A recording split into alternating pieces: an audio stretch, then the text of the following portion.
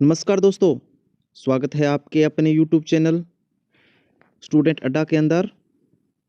आज हम करने वाले हैं मध्यकालीन राजस्थान और मध्यकालीन राजस्थान में टॉपिक रहेगा मेवाड़, जो कि आपके जितने भी राजस्थान के एग्ज़ाम होने वाले हैं वो इसमें रामबाण के रूप में सिद्ध होगा, क्योंकि इसमें 1 या 2 क्वेश्चन पक्के आते ही आते हैं। आप एक क्लास के अंदर 1 या 2 नंबर पक्के कर सकते हैं। तो आज की हम क्लास स्टार्ट करते हैं। हमारा टॉपिक रहेगा मेवाड़। मेवाड़ के शासक समय को सूर्यवंशी मानते थे और ये विश्व का सबसे प्राचीन वंश माना जाता है, जो कि मेवाड़ वंश है। यहाँ के शासकों को हिंदवासुर्ज कहा जाता है और मेवाड़ के शासकों की कुल देवी थी वो बाण माता थी। और मेवाड़ के शासक समय को एकलिंग नाथ जी का दीवान मानते हैं। आगे पढ़ेंगे एकलिंग नाथ जी का नागदा में जो मंदिर बनवाया गया है वो किसने बनवाया है, वो हम आगे पढ़ेंगे। तो इनके राज चिन्ह पर एक पंक्ति लिखी हुई है जो उनके धर्म के बारे में बताता है। जो लिखा है, दो जो दृढ़ राखे धर्म को वही राखे करवार। ये पंक्ति है जो उनके राज चिन्ह पर लिखी हुई है। गुहिल वंश, गुहिल ने 566 ईस्वी में गुहिल वंश की स्थापना की थी और इसके वंशज गुहिल या गहलोन कहलाए थे। यानी कि गुहिल वंश की स्थापना कब हुई थी, तो ये हुई थी 566 ईस्वी के अंदर। आगे आते हैं बप्पा राउल। बप्पा राउल का वास्तविक नाम था कालभोज और कुछ मान्यता ये भी मानी जाती है कि इनको ये कालभोज थी वो इनकी उपाधि थी। ये हरित ऋषि की गायें चराते थे। हरित ऋषि के आशीर्वाद से 1734 में मान मौर्य से चित्तौड़ को छीन लिया और नागदा को अपनी राजधानी बनाया। यहाँ पर एकलिंग नाथ जी का मंदिर भी बनवाया और एकलिंग नाथ जी का मंदिर उस समय ही एकलिंग नाथ जी के दीवान मानते हैं। बप्पा राव ने किसकी सहायता या किसकी आशीर्वाद से मेवाड़ में मेवाड़ को, यानी कि उस टाइम राजा मान मौर्य था, उसको हराकर जो जीता था, किसके आशीर्वाद से वो जीता था? हरित ऋषि के आशीर्वाद से जीता था। कब? 734 ईस्वी में। चलते हैं आगे। आगे है अल्हट। अल्हट का वास्तविक नाम था आलूरावल और इन्होंने अहाड़ की राजधानी बनाई थी। और जबकि बप्पा रावल ने नागदा अहाड़ से ए पर अल्हट ए पर अहाड़ राजधानी बनवाई थी और अहाड़ के अंदर एक वह मंदिर भी बनवाया था। हुण की राजकुमारी हरिया देवी से इन्होंने विवाह किया। मेवाड़ में नौकरशाही की स्थापना अल्हट ने ही की थी। आपसे पूछा जा सकता है मेवाड़ में नौकरशाही की स्थापना करने वाला कौन था? वो था अल्हट। बढ़ते हैं आगे। रणसिंह, इसके बारे में आपको जानना चाहिए। रणसिंह अन्य नाम इनका करणसिंह भी था। इनसे 2 शाखा निकलती है। इनके पुत्र हेम सिंह और राप थे और छेम सिंह के जो पुत्र थे या इनके वंश आगे चला था वो रावल कहलाया था और जो राहप या सिसोदा गांव में रहते थे वो राणा कहलाए थे। बढ़ते हैं आगे। जेतर सिंह, अब तक रावल शाखा ही चल रही है। जेतर सिंह का शासनकाल था 1213 से लेके 1250। भुताला का युद्ध होता है 1227 को। किस के मध्य? सुल्तान इल्तुतमिश और जेतर सिंह के मध्य होता है और इसमें जेतर सिंह की विजय होती है। इल्तुतमिश ने नागदा को तबाह कर दिया, इसलिए जेतर सिंह ने चित्तौड़गढ़ को अपनी राजधानी बनाया था।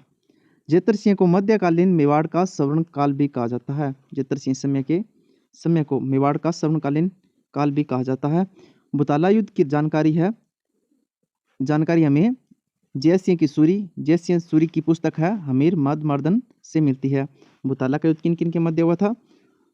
इल्तुतमिश और जेतर सिंह इसमें विजय रहता है। इसके बाद जेतर सिंह राजधानी बनाता है चित्तौड़गढ़ और इस बात का उल्लेख जो मिलता है वो जय सिंह की सूरी अमीर मर्दन से मिलता है। बढ़ते हैं आगे। आगे है तेज सिंह। तेज सिंह का शासनकाल था 1250 से लेके 1273 तक। इसके समय बलवन का चित्तौड़ पर आक्रमण हुआ। 1260 में अहाड़ में श्रावक प्रतिक्रमण सूत्रचूर्णी नामक जैन ग्रंथ चित्रित हुआ था, जो राजस्थान का पहला चित्रित ग्रंथ था। किसके समय हुआ था? तेज सिंह के समय। तेज सिंह की रानी जेतलदे रानी ने श्याम पार्श्वनाथ का मंदिर बनवाया था। कहाँ बनवाया था? चित्तौड़ में। जेतल सिंह की इनकी पत्नी जेतलदे ने श्याम पार्श्वनाथ का मंदिर बनवाया था तेज सिंह के समय चित्तौड़गढ़ के अंदर। आगे है समर सिंह। समर सिंह इनके समय रणथंभौर समर सिंह। समर सिंह इनके समय रणथंभौर के हमीर चित्तौड़ पर आक्रमण कर वहां पर खिराज वसूला जाता है। गुजरात के आक्रमण जाते समय अलाउद्दीन की सेना से कर वसूला था। अलाउद्दीन की सेना से कर वसूलने वाला शासक था अमर सिंह, और इसके समय हमीर ने चित्तौड़गढ़ पर आक्रमण भी किया था। आगे पढ़ते हैं। रतन सिंह रावल शाखा का अंतिम शासक था, ये मोस्ट इंपॉर्टेंट है। बढ़ते हैं आगे। रतन सिंह का एक भाई का नाम था कुंभकर्ण। क्या था? कुंभकर्ण। वो नेपाल चला गया था और नेपाल में राणाशाही वंश की स्थापना करता है। रतन सिंह का भाई था कुंभकर्ण। कुंभकर्ण राणाशाही की स्थापना करता है कहाँ पर? नेपाल में। रतन सिंह की रानी का नाम था पद्मिनी, जो सिंहल प्रदेश के राजा गंधर्व सेन और चंपावती की पुत्री थी। राघव चेतन नामक ब्राह्मण ने अलाउद्दीन को पद्मिनी की सुंदरता के बारे में बताया। अलाउद्दीन ने चित्तौड़गढ़ पर आक्रमण किया। इनके आक्रमण करने के कारण है जो कि हम देख रहे हैं। पहला कारण था इनका अलाउद्दीन की साम्राज्यवादी या महत्वाकांक्षा, यानी कि अलाउद्दीन अपने साम्राज्य का विस्तार करना चाहता था। और दूसरा था सुल्तान की प्रतिष्ठा पर प्रश्न, उनकी इज्जत का सवाल हो गया था। कैसे? कि वहाँ से एक बार तो इन मेवाड़ कर वसूला जाता था, दूसरा उसने राघव चेतन ने उनको भड़काया था। तीसरा है चित्तौड़ की सामरिक स्थिति, किले की सामरिक और व्यापारिक महत्व। तीन कारण थे इनके मुख्य। बढ़ते हैं आगे। अलाउद्दीन के 18 माह के घेरे के बाद चित्तौड़गढ़ के किले में साका हुआ। ये साका क्या होता है? केसरिया और जौहर दोनों के रूप में हो जाए उसे साका कहते हैं। रानी पद्मिनी ने 25 अगस्त 1303 को 1600 रानियों के साथ जौहर किया था। राजा रतन सिंह ने अपने महत्वपूर्ण योद्धाओं के साथ केसरिया किया और गोरा और बादल नामक दो सेना नायकों की अद्भुत वीरता दिखाई, और ये दोनों ही यहीं पे ही शहीद हो जाते हैं। सिसोदा गांव के लक्ष्मण सिंह ने अपने 7 पुत्रों के साथ काम आया और अलाउद्दीन ने इस किले पर अधिकार कर लिया और इस चित्तौड़गढ़ का पहला साका हुआ था। और पहला साका कब हुआ था? 25 अगस्त 1303 को। पद्मिनी जौहर करती है अपने 1600 रानियों के साथ। बढ़ते हैं आगे। अलाउद्दीन खिलजी ने इस किले का नाम खिजराबाद कर दिया गया और उसने अपने बेटे खिजर खां को सौंप दिया गया था। और इस हमले का वर्णन जो है अमीर खुसरा अपनी पुस्तक खुजाइन उल फतह में करता है। 1540 ईस्वी में ये मलिक मोहम्मद जायसी इसी घटना को पद्मावत नामक पुस्तक में छापता है। उन पद्मिनी की सुंदरता का वर्णन करता है और ये पुस्तक जो लिखी गई है वो अवधी भाषा के अंदर लिखी गई है। खिजर खां कुछ टाइम तो शासन बनता है, लेकिन उसके बाद में वो मालदेव सोनगरा चौहान को सौंप कर चला जाता है। मालदेव था वो कानड़देव सोनगरा का भाई था। मालदेव को मुछाला मालदेव के नाम से भी जाना जाता है।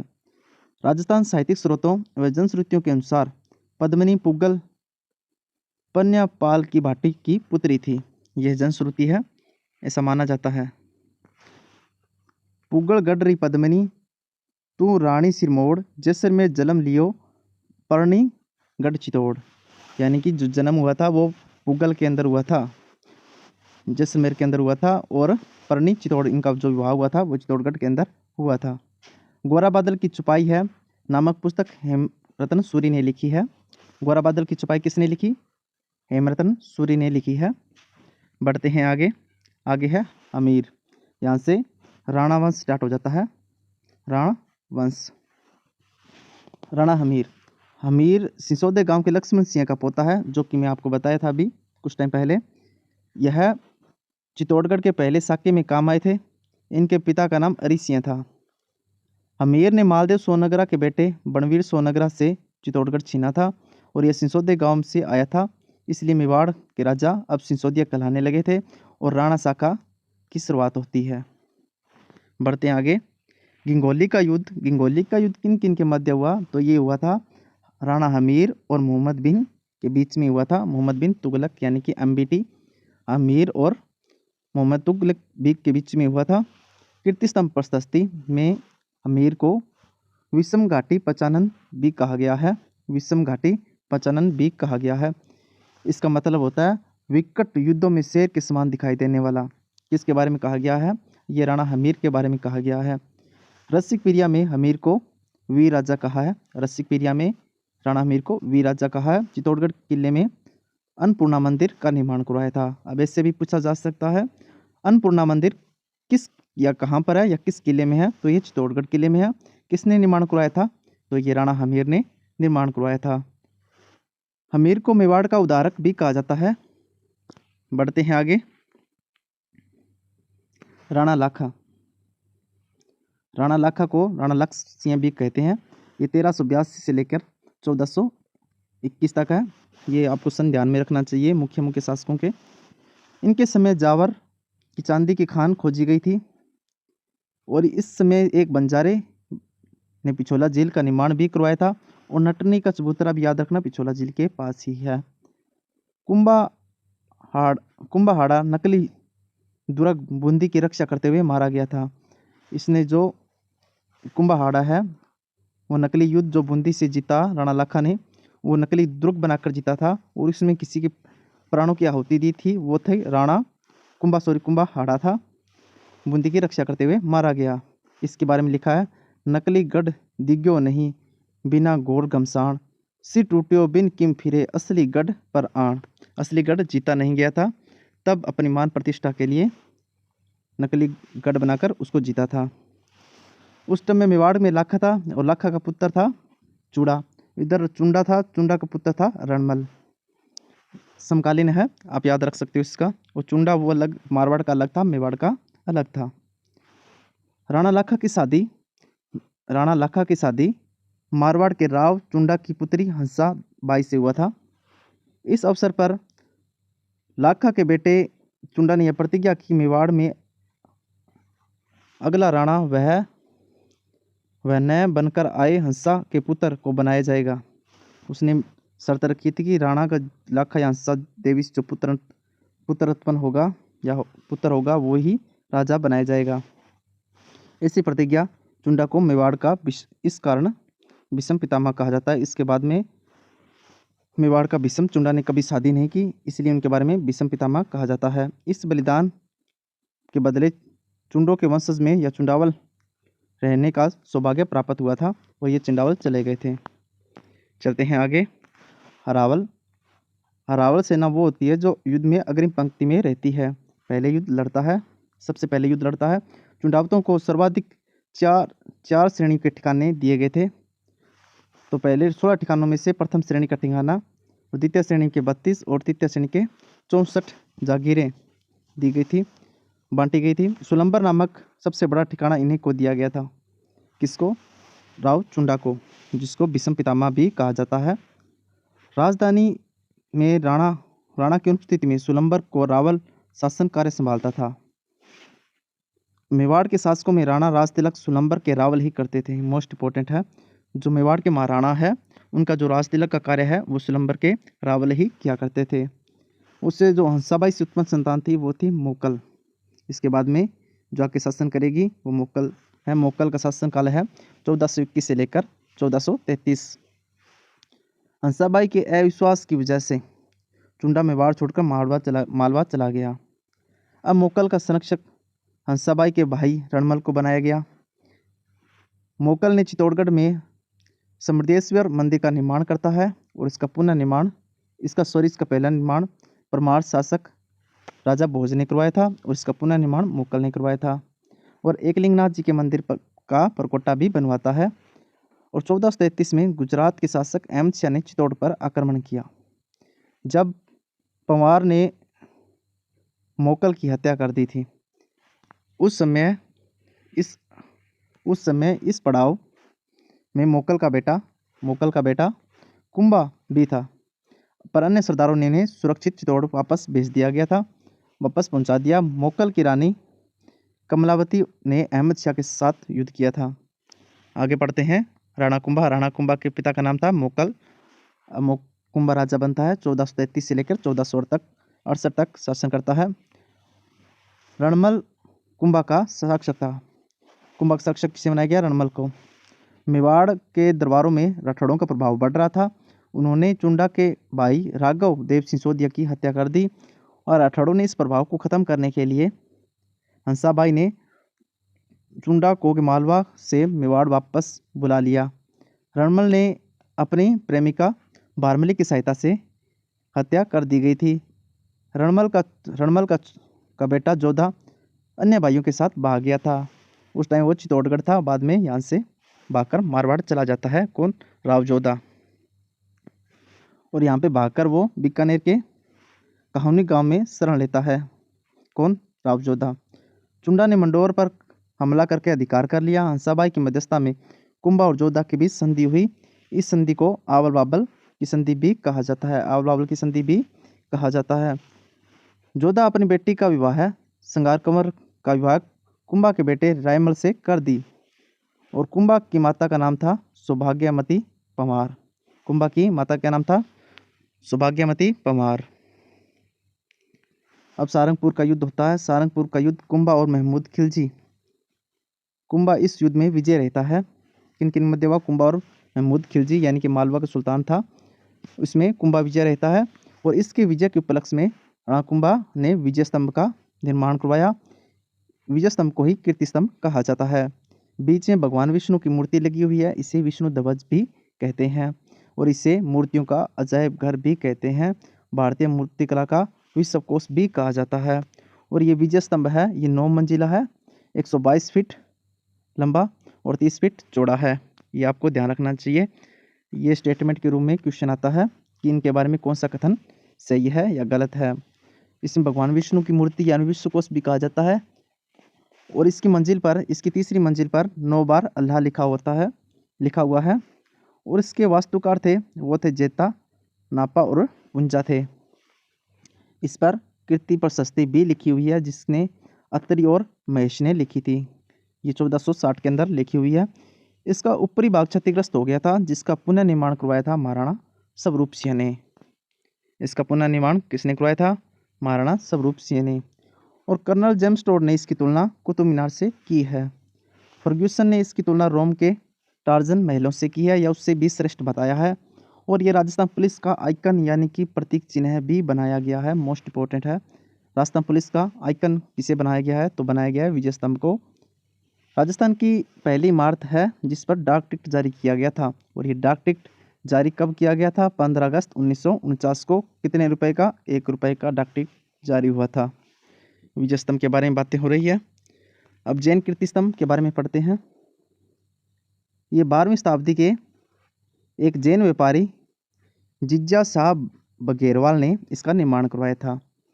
जैन कीर्ति स्तंभ का निर्माण किसने करवाया था? जिज्जा बघेरवाल ने करवाया था। ये कहाँ पर है? ये चित्तौड़गढ़ के अंदर है। जैनों के पहले तीर्थंकर आदिनाथ को समर्पित है। इसे आदिनाथ संपारक भी कहा जाता है, जिसका निर्माण जिज्जा शाह बघेरवाल ने करवाया था। अब पढ़ते हैं चंपानेर की संधि, जो कि राणा कुंभा के विरुद्ध मालवा के सुल्तान महमूद खिलजी और गुजरात के कुतुबुद्दीन के बीच में होती है। इन दोनों को मिलाकर कुंभा इनको पराजित कर देता है। इसमें कुंभा की विजय होती है। बदनौर के युद्ध में कुंभा इन दोनों को संयुक्त सेना को हराता है। कौन से युद्ध में हराता है? बदनौर में। और इनके बीच जो संधि होती है उसे क्या कहते हैं? चंपानेर की संधि। चंपानेर की संधि होती है 1457 के अंदर। सिरोही के सैसमल देवड़ा को भी हराता है। नागौर के शम्स खान को मुहाजिद के खिलाफ सहायता देता है। दोनों नागौर के थे। नागौर आपस में उस टाइम लड़ रहे थे और शम्स खान को सहायता प्रदान करता है। कुंभा की उपाधियां थी हिंदू सुल्तान। माना जाता है कि 108 उपाधियां इनके पास थी, जिसमें से मुख्य पढ़ते हैं हिंदू सुल्तान, हालगुरु, दानगुरु और अभिनव भट्टाचार्य। राणोरासो इतिहासकारों का या साहित्यकारों का आश्रयदाता होने के कारण राणोरासो कहा जाता है। और ये एग्जाम के अंदर आ चुका है। छापगुरु भी इन्हीं की उपाधि है। कुंभा ने स्थापत्यता कला में योगदान सर्वश्रेष्ठ था। श्यामलदास वीर विनोद के अनुसार 84 दुर्गों में से यानी गिरि दुर्ग है, उसमें 32 दुर्गों का निर्माण कुंभा ने करवाया था।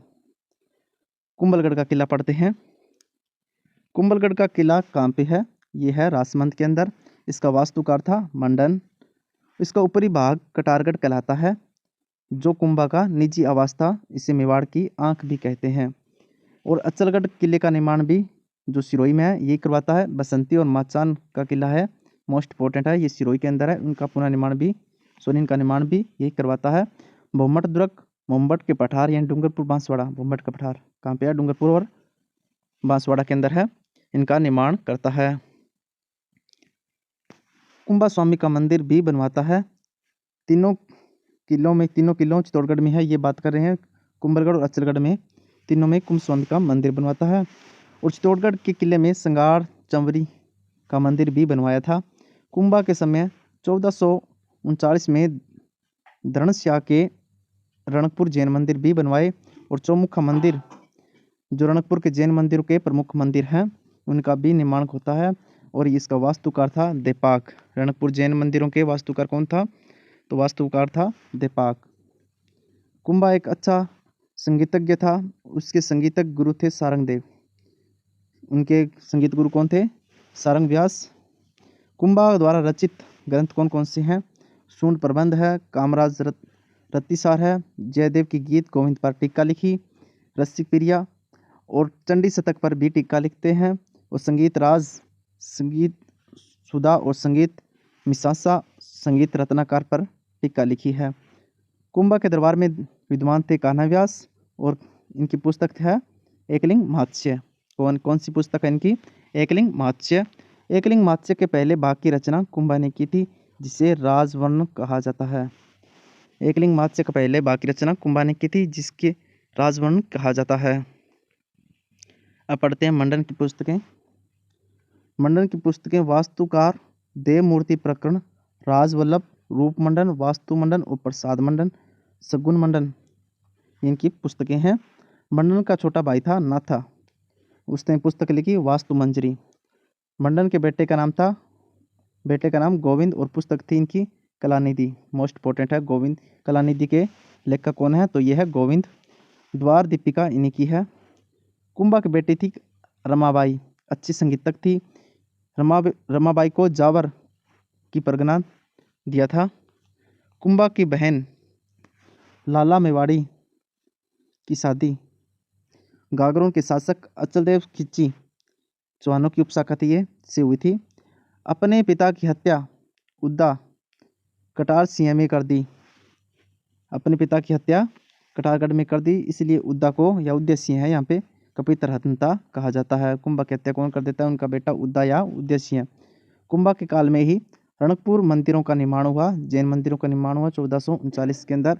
इनका जो शिल्पी था देपाक था, जैन श्रेष्ठ दशक ने करवाया था। रणकपुर के चौमुखा मंदिर का निर्माण चिपाल नामक शिल्पी के निर्देशक में हुआ। देपाक आना चाहिए यहाँ पे, देपाक नामक शिल्पी के निर्देशक में हुआ था। आगे पढ़ते हैं रायमल जोधा की पुत्री है। रायमल जोधा की पुत्री, रणमल के भाई। जोधा की पुत्री संगार देवी माता थी इनकी। संगार देवी ने चित्तौड़गढ़ के पास गोसुंडी बावड़ी का निर्माण करवाया। गोसुंडी ये इसकी पत्नी थी, जो कि रावजोधा की बेटी थी। और जो आवल बावल की संधि के तहत रावजोधा ने संगार देवी का विवाह कुंभा के पुत्र रायमल से करवाता है। गोसुंडी में दूसरी सेंचुरी में एक अभिलेख प्राप्त हुआ था, जो राजस्थान का वैष्णव धर्म का पहला अलेखीय साक्ष्य है। रायमल ने चित्तौड़गढ़ किले में अद्भुत शिव मंदिर का निर्माण करवाया। और रायमल का ज्येष्ठ पुत्र था, यह अब सबसे बड़ा पुत्र था, पृथ्वीराज। इसे उना राजकुमार भी कहा जाता है। इसकी पत्नी तारा के नाम पर ही अजमेर में तारागढ़ दुर्ग का निर्माण करवाया। पृथ्वीराज जो कि उड़ना राजकुमार इनके 12 खंभों की छतरी है, जो कुंभलगढ़ किले में बनी हुई है। पृथ्वीराज के जीजा जगमाल सिंह देवड़ा ने पृथ्वीराज को जहर दे दिया। जयमल सोलंकियों के खिलाफ लड़ता हुआ मारा गया। तारा के पिता का नाम सुल्तान सोलंकी था, जो कि उना राजकुमार की पत्नी थी। महाराणा संग्राम सिंह है 1509 से लेकर 1527 तक, या राणा सांगा भी कहते हैं, जिनके एक आंख नहीं थी, एक हाथ नहीं था।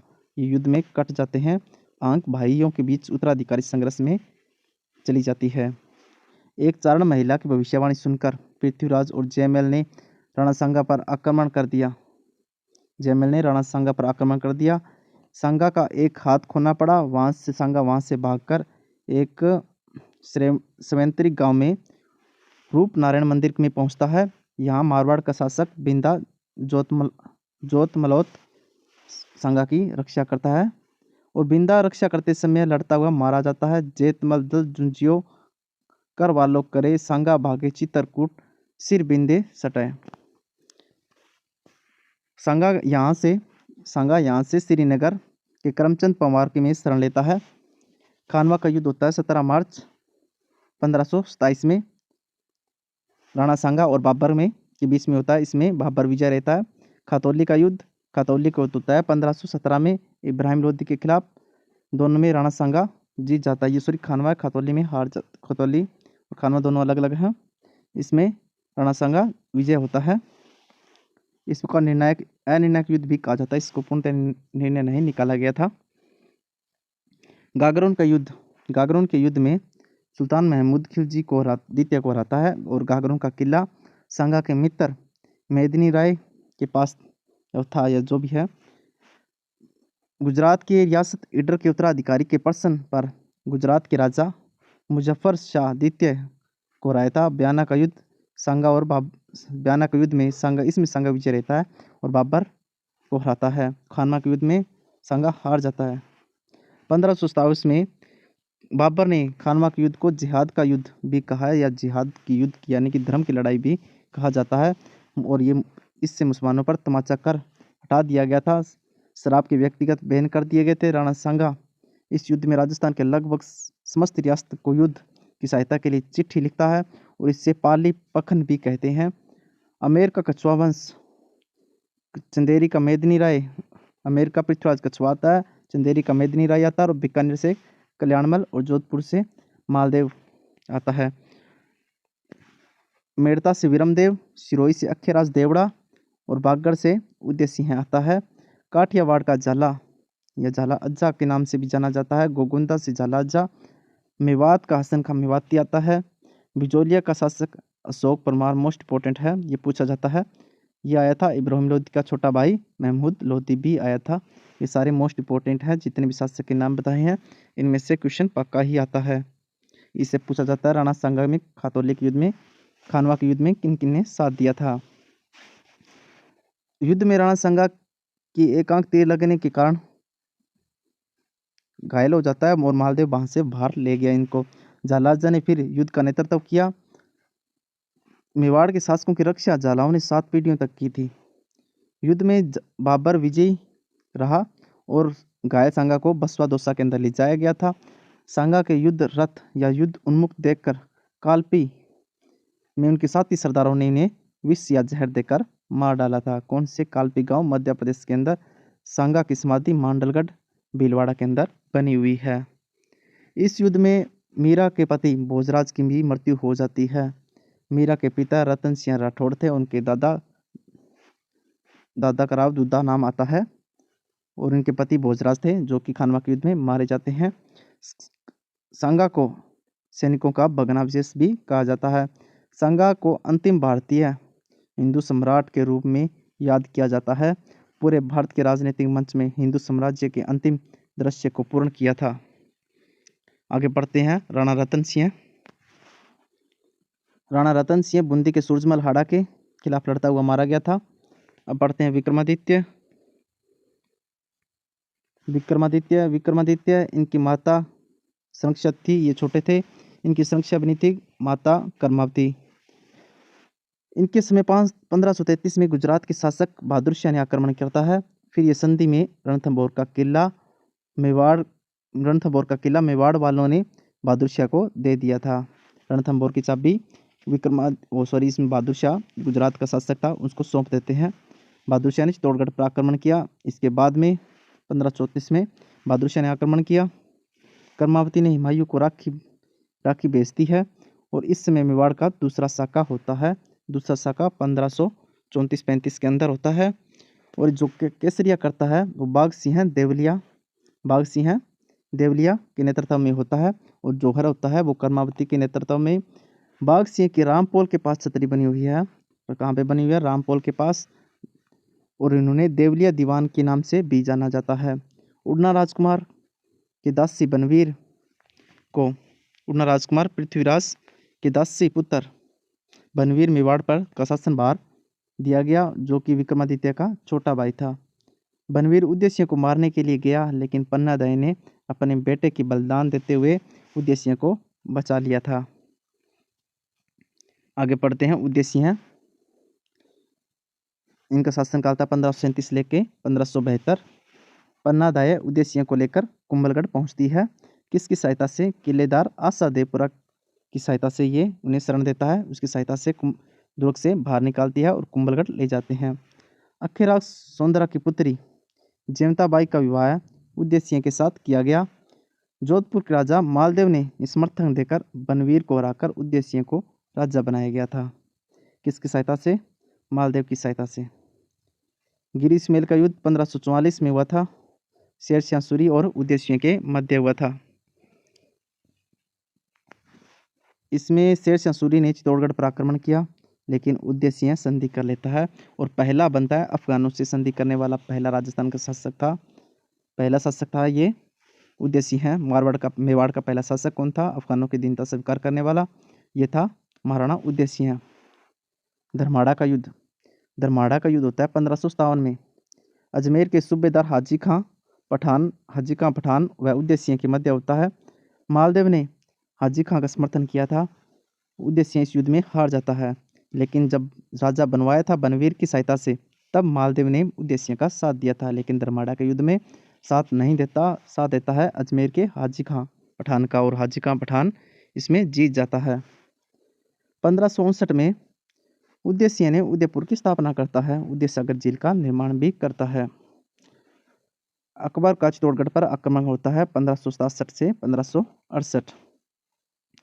उद्देश्य ने यह चाबी सौंपकर चला जाता है किसको? जयमल को। मेड़ता का शासक गिरवा की पहाड़ी में चला गया। कौन? उद्देश्य है। अजल फजल ने इसे खमनोर का युद्ध भी कहा है। कर्नल जेम्स टोर ने राजस्थान का थर्मोपली कहा जाता है। और आदर्श श्री लाल वास्तव ने इसे बादशाह युद्ध भी कहा है। हाकिम कांसूर और पुंजा महाराणा प्रताप की, सॉरी यहाँ से गलत हो रहा है थोड़ा सा, ये हल्दी घाटी के युद्ध के बारे में है, ये हम छोड़ देते हैं। यहाँ से आगे पढ़ेंगे। यहाँ से महाप्रताप आता है जो उद्देश्य का बेटा है। उद्देश्य का बेटा महाप्रताप की ये घटना है। चित्तौड़गढ़ के समय हल्दी घाटी का युद्ध होता है। हल्दी घाटी के युद्ध को खमनोर का युद्ध कहा था किसने? अबुल फजल ने। और कर्नल जेम्स टोड को मेवाड़ का थर्मोपली भी कहा जाता है। और बादशाह का युद्ध भी आदर्श श्री लाल वास्तव ने कहा बादशाह का युद्ध। इसमें हाकिम कांसूर और पुंजा भील में महाराणा प्रताप की तरफ से लड़ते हैं। हल्दी घाटी के युद्ध के बाद महाराणा प्रताप की आर्थिक स्थिति खराब हो जाती है। तब भामा शाह और उसका भाई ताराचंद अपनी सारी संपत्ति महाराणा प्रताप को दे देता है। मेहतर खान नामक सेनापति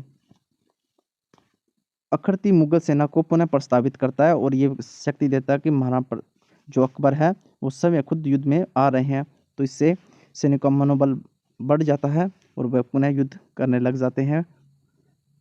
अकबर की तरफ से लड़ता है, लेकिन भावुकता के कारण राणा प्रताप के साथ मिल गया था शक्तिसेन, जो कि उनका भाई था महाराणा प्रताप का। कन्हैयालाल सेठ ने सिपाथल महाराणा प्रताप के लिए कहा है और पित्थल पृथ्वीराज राठौड़ से नामक जो पुस्तक लिखी, इनमें पित्थल पृथ्वीराज राठौड़ को कहा है और पाथल महाराणा प्रताप को। पृथ्वीराज राठौड़ का विवाह महाराणा प्रताप के छोटे भाई शक्ति सिंह की पुत्री किरण कंवर से हुआ था।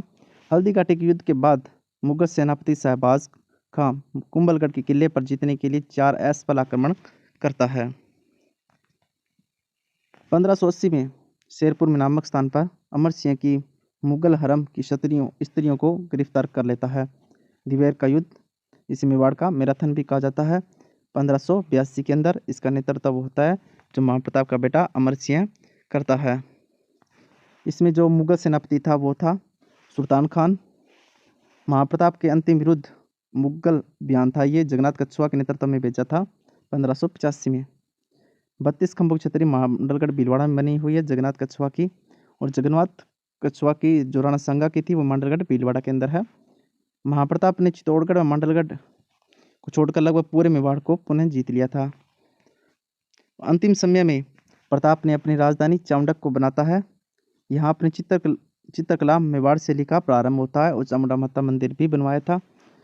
19 जनवरी 1597 को धनुष खींचते समय महाप्रताप की मृत्यु हो गई और राणा प्रताप की छतरी है बड़ौली गांव में बनी हुई है। हल्दी घाटी के युद्ध के बाद अकबर खुद उदयपुर पर आक्रमण करता है और इसका नाम मोहम्मदाबाद कर देता है। कब? 1585 के बाद। बढ़ते हैं आगे। उंठाला का युद्ध। उंठाला का युद्ध रावत सेना का नेतृत्व करने का सौभाग्य जेतर सिंह चुंडावत और बल्लू खां शेखावत, ये इन दोनों के मध्य होता है। जेतर सिंह चुंडावत और बल्लू खां शेखावत के मध्य उंठाला का युद्ध। अब आते हैं अमर सिंह। अमर सिंह का शासनकाल था 1597 से लेके 1620। आज की क्लास के अंदर हम इतना ही पढ़ेंगे। आगे जब भी नेक्स्ट क्लास होगी तो ये इस टॉपिक को पूरा कंप्लीट कर लेंगे। उम्मीद करता हूँ ये क्लास आपको अच्छी लगी होगी। अगर चैनल को अभी तक सब्सक्राइब नहीं किया तो आप इसको सब्सक्राइब जरूर करें, ताकि जब भी हमारी क्लास आए आपको नोटिफिकेशन मिलता रहे। धन्यवाद। जय हिंद, जय भारत।